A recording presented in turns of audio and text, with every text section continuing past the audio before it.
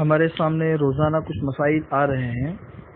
کل میں نے تراویح سے متعلق کچھ مسائل بتائے تھے، آج بھی تراویح سے متعلق کچھ مسائل بتا رہا ہوں، اور یہ جو مسائل بتا رہا ہوں تو اس میں سے اکثر مسائل وہ ہے جو صرف تراویح ہی سے متعلق نہیں ہے بلکہ نمازوں سے بھی متعلق ہے، اس لیے اس بات کو سامنے رکھتے ہوئے سنیں۔ ایک مسئلہ تو یہ ہے کہ جیسے آج کل عام طور پر تراویح ہوتی ہے، تراویح کے اندر چونکہ ایک ساتھ میں 20 رکعت پڑھنی ہوتی ہے تو امام جو ہوتا ہے نا وہ بہت تیزی کے ساتھ میں قرآن کریم پڑھتا ہے، نمازیں بھی بہت تیزی کے ساتھ میں ہوتی ہے، اور ایسی تیزی کے ساتھ میں ہوتی ہے کہ شروع میں ثنا بھی بہت سے امام نہیں پڑھتے ہیں، اعوذ باللہ بسم اللہ بھی نہیں پڑھتے ہیں، ڈائریکٹ قرأت شروع کر دیتے ہیں۔ تو یہ جو ہے یہ تراویح کے منکرات میں ہے۔ عام نمازوں میں ثنا، اعوذ باللہ اور بسم اللہ قرأت سے پہلے پڑھنے کا جو حکم ہے وہی حکم تراویح کے اندر بھی ہے، اس لیے اس بات کا خیال رکھنا چاہیے۔ اسی طریقے سے 2 سجدوں کے درمیان بیٹھنا، اسی طریقے سے سجدے کے بعد کھڑا ہونا، رکوع کے بعد کھڑا ہونا، یہ والی ارکان بھی سکون اور اطمینان کے ساتھ میں ادا کرنے چاہیے۔ بہت سی مرتبہ اس میں اتنی عجلت ہوتی ہے کہ ایک واجب چھوٹ جاتا ہے، طمانینت جو ایک واجب ہے وہ واجب چھوٹنے کی وجہ سے سجدہ سہو بھی واجب ہو جاتا ہے، اس وجہ سے اس کا خیال رکھنا چاہیے۔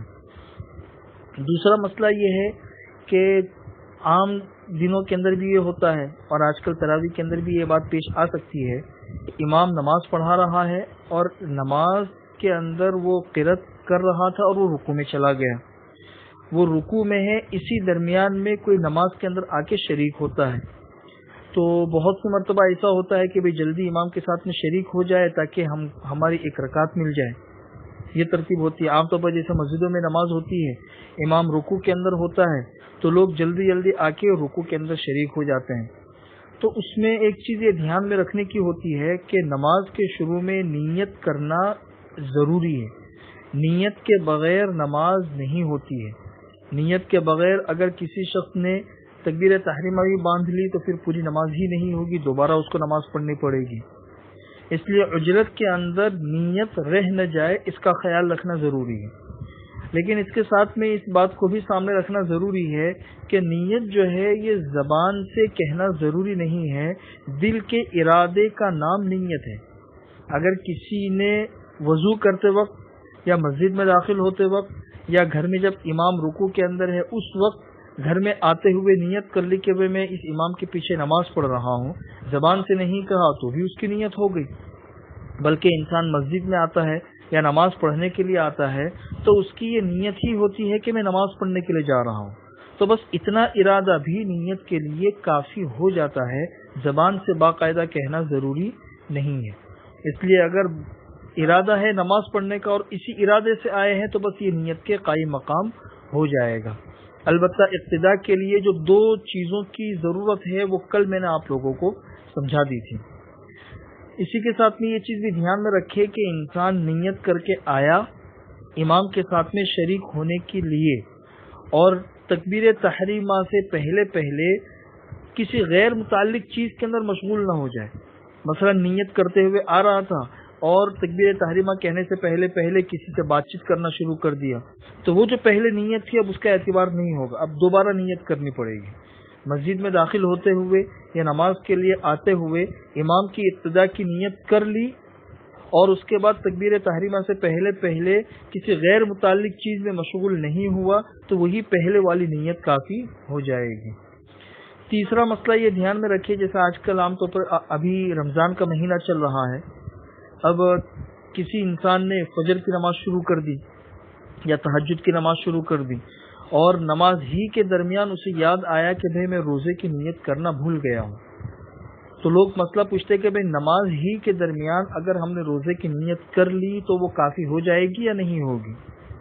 تو یہ مسئلہ بھی اچھی طرح سمجھ لیجئے کہ نماز انسان پڑھ رہا ہے تو نماز کو فاسد کرنے والی چیز جو ہے وہ اپنے اعضاء سے کوئی حرکت کرنا ہوتا ہے۔ انسان اپنے اعضاء اور جوارح سے کوئی ایسا کام کرے جو نماز کو فاسد کرنے والا ہو تو اس سے نماز فاسد ہو جاتی ہے۔ جیسے بہت سے کام ہاتھوں سے متعلق ہوتے ہیں، بہت سے کام زبان سے متعلق ہوتے ہیں، بہت سے کام ہاتھ پاؤں سے متعلق ہوتے ہیں، کہ اس کے کرنے کی وجہ سے نماز فاسد ہو جاتی ہے، لیکن ذہن اور دل کے اندر آنے والی جو چیزیں ہیں اس کی وجہ سے نماز فاسد نہیں ہوتی ہے۔ اعضاء سے مثلا دونوں ہاتھ کھول کر کوئی کام کرنا شروع کر دیا تو یہ عمل کثیر ہو گیا، اس کی وجہ سے نماز ٹوٹ گئی، لیکن خیالات، وساوس اور دل کے اندر گزرنے والی جو چیزیں ہیں تو اس کی وجہ سے نماز نہیں ٹوٹتی ہے۔ جیسے نماز میں وساوس بھی آتے ہیں، خیالات بھی آتے ہیں، ذہن یہاں وہاں بھٹک بھی جاتا ہے، تو اس کی وجہ سے نماز نہیں ٹوٹتی ہے، اگرچہ یہ چیز نماز کے خشوع کے خلاف ہے۔ اس لیے نماز کے اندر کسی شخص نے روزے کی نیت کر لی تو چونکہ روزے کا تعلق انسان کے ذہن اور انسان کے دل سے ہے، اس لیے روزے کی نیت معتبر ہوگی اور نماز بھی فاسد نہیں ہوگی۔ لیکن کسی شخص نے روزے کی نیت زبان سے کر لی کہ میں آج کا روزہ رکھ رہا ہوں، تو زبان سے کہی جانے والی چیز سے نماز فاسد ہو جاتی ہے، زبان سے کہی ہوئی چیز سے، اس لیے اس صورت میں نماز فاسد ہو جائے گا۔ نیت تو ہو جائے گی روزے کی، لیکن نماز فاسد ہو جائے گی۔ اسی کے ساتھ میں ایک مسئلہ یہ بھی دھیان میں رکھے کہ ایک انسان ہے وہ انفرادی نماز پڑھ رہا ہے، لوگ پوچھتے ہیں کہ بھئی انفرادی اگر کوئی انسان نماز پڑھتا ہو تو اس کے لیے اقامت کہنے کا کیا حکم ہے؟ بھئی اذان تو نہیں ہے لیکن اقامت،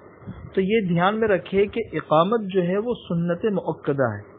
لیکن سنت مؤکدہ ہے کب؟ جب جماعت کے ساتھ نماز پڑھی جا رہی ہے، اس وقت سنت مؤکدہ ہے۔ اگر کوئی انسان اپنی انفرادی نماز پڑھ رہا ہے تو ظاہر سی بات ہے چونکہ جماعت نہیں ہے، اس لیے اذان اقامت کا جو سنت مؤکدہ ہونے کا حکم ہے وہ بھی ساقط ہو جائے گا، بغیر اقامت کے بھی نماز ہو جائے گی، لیکن بہتر ہے کہ انفرادی نماز پڑھنے والا اقامت کہہ دے۔ آخری ایک مسئلہ نماز سے متعلق، یہ ایک عام اصول ہے فقہ کا کہ امام جو ہے یہ مقتدیوں کی نماز کا ضامن ہوتا ہے، ذمہ دار ہوتا ہے۔ الامام ضامن، یہ لفظ ہے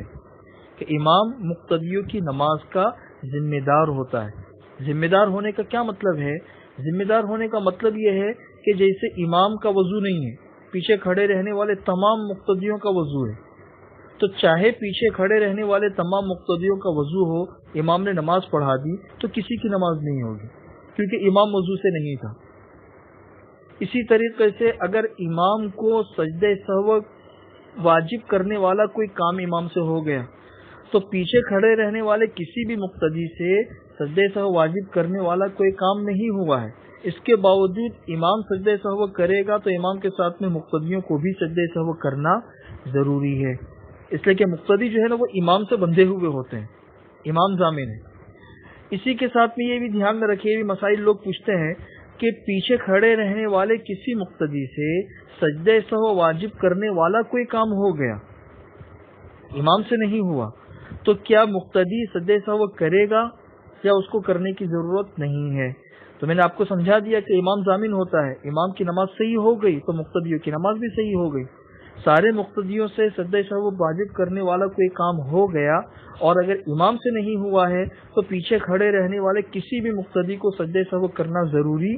نہیں ہے، بلکہ امام سجدہ سہو کے بغیر نماز پڑھائے گا تو باقی سب کی نماز ہو جائے گی، سجدہ سہو سب سے ثابت ہے، اس لیے کہ یہ ابھی تابع ہے۔ تو اسی سے یہ بات سمجھ میں آتی ہے کہ امام کے پیچھے اگر مقتدی نماز پڑھ رہا ہو تو چاہے وہ نماز سری ہو یا جہری ہو،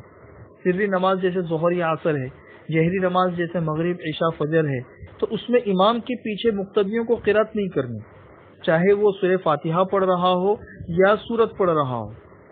قرات نہیں کرنی۔ کیوں؟ اس لیے کہ امام نے قرات کر لی تو امام کا قرات کرنا یہ مقتدیوں کی طرف سے کافی ہو جاتا ہے، اس لیے امام ابو حنیفہ رحمۃ اللہ علیہ کے نزدیک تو امام کے پیچھے قرات کرنا یہ جائز ہی نہیں ہے۔ باقی ائمہ کے نزدیک کچھ گنجائش ہے، لیکن امام ابو حنیفہ رحمۃ اللہ علیہ کے نزدیک درست ہی نہیں ہے، کیونکہ امام ضامن ہے، امام نے قرات کر لی تو باقی تمام مقتدیوں کی بھی قرات اسی کے ضمن میں ہو گئی۔ نماز سے متعلق کچھ اور بھی اہم مسائل ہے، وہ انشاءاللہ کل آپ لوگوں کو بتا دوں گا، پرسوں سے پھر سبتہ فطر کے کچھ مسائل آپ لوگوں کے سامنے آئیں گے۔ عید کی نماز کا طریقہ اور اس کا خطبہ اور اس کے سلسلے میں جو بھی مسائل ہے وہ بھی انشاءاللہ 3-4 دنوں کے بعد آپ لوگوں کے سامنے تفصیل سے بیان کر دیے جائیں گے، ٹھیک ہے۔